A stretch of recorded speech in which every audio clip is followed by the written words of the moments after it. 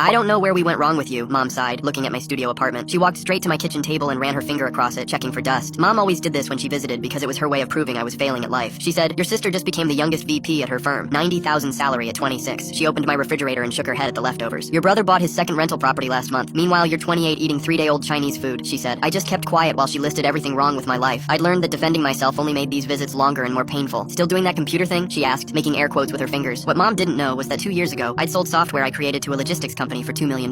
It was boring trucking software that nobody would brag about at dinner parties, but trucking companies needed it badly. I didn't buy a fancy car or a mansion like people expected. Instead, I bought a small apartment building through a property company I named after my grandmother's maiden name. My sister actually lived in one of my buildings downtown. She paid $1,800 a month in rent that went straight to my company. She was always bragging about her apartment with the doorman and rooftop access, but she had no idea I owned the whole building. My brother's firm rented 2 floors in my commercial building across town. His corner office that Mom loved posting photos of was in my building, and I'd literally signed his lease renewal last week. After expenses, I made about $12,000 profit every month from all the properties. My family had no idea about any of this. I lived in this studio because I liked keeping things simple and small. The next morning, Mom called a family meeting at my sister's apartment. She called it an intervention, and I knew this was going to be bad. "He needs our help. Real guidance," Mom announced to my siblings like I was a lost cause. My sister immediately pulled out her phone. "My friend needs someone for data entry. 15 an hour, but it's a start," she said. My brother offered. He could live with me, sleep on my couch until he saves up. They talked about my future like I wasn't even sitting there. Community college came up first, then entry-level jobs, then moving back home with Mom. Mom said, "You need structure. A real 9 to 5. My sister nodded eagerly. "And a savings account. I can teach you about investing," she said. "First, he needs income. I know someone in our mailroom. 12 an hour, but great benefits," my brother corrected. "Maybe we could co-sign a car loan so he can get to a real job," Mom suggested. They spent 40 minutes planning how to fix my broken life. Trade schools got mentioned several times. Night classes came up too. Someone even suggested food stamps at one point. My sister actually pulled up job listings and started reading them out loud to everyone. "This one's perfect. No experience required," she said excitedly. I sat there in my own building while they planned out my minimum wage future. When I came back from getting more coffee, they were complaining about their landlord. "My rent just went up 150. Same management company as always though," my sister complained. My brother asked, "Which company?" "Something with my grandmother's maiden name. They own half of downtown," she said. My brother got excited suddenly. "That company owns our office building. My boss has been trying to meet the owner for 2 years. Wants to negotiate our lease," he said. My sister laughed at that. "Good luck. Nobody knows who owns it. They say it's some young person who made money in tech." Mom scoffed at the idea. "Probably inherited it. These kids today think they're geniuses because they got lucky once," she said. My brother pulled up his phone. "Actually, my boss researched them. The owner started with 1 building 2 years ago. Now they have 6 properties worth over 12 million, he said. 12 million? My sister whispered. "And they're completely anonymous. Only communicate through lawyers and managers," my brother continued. Mom shook her head in disgust. "Making millions while real people work real jobs. It's shameful," she said. "I'd kill to meet them. Imagine learning from someone that successful," my sister said. Mom laughed bitterly. "Successful? They're probably some spoiled brat who got lucky with computers, not like people who work their whole lives." That comment really stung because my own mother thought what I did was shameful. My phone rang right then. I didn't recognize the number, but I answered it anyway. The voice said clearly, "Is this the owner? This is regarding your counteroffer on the downtown property." The room went completely dead silent. My brother just stared at me with his mouth open. "Did he just say owner?" my sister whispered. I said, "Call me back," and hung up the phone. Everyone was still staring at me. My brother looked like he was going to be sick. "You're the owner," he said. It wasn't even a question. Mom's mouth opened, but nothing came out for several seconds. My sister was counting on her fingers and then gasped when she figured it out. I said, "The trucking software, 2 years ago." "But you live in a studio," Mom managed to say. "By choice," I said.